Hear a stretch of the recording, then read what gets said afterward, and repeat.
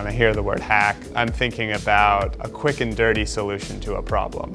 You just want to get results. And so I think that translates really well to this event.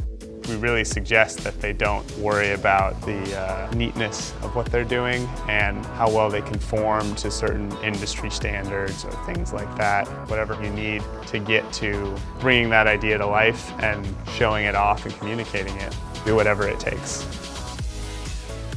I'm Joe Lafayette. I go to the University of Michigan studying electrical engineering, and my team's project is to create a input device for computers that allows people with physical disabilities that would not be able to use conventional input methods to still use their computer.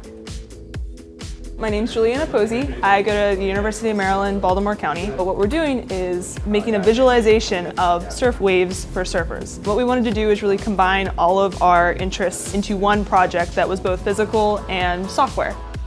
My name is Beatrix Jones. I am a student at Vassar College. It's really nice to have just a really short period of time and be told do something, make something, and just have that time and space to really get hands-on and sort of get that tunnel vision into a project.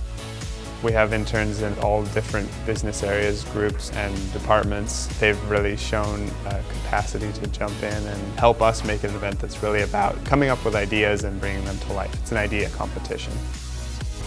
My name is Dwayne Wilkes. I go to San Diego State University, and we've come up with the Viasat Mob, which is a mobile ordnance breakdown. It's a drone disabler. To hear that we were picked is a really kind of rewarding feeling because it means our hard work was noticed. And that's kind of one of the big things about Viasat. The hard work people do is noticed wherever they are, and it's really reflected in this event too.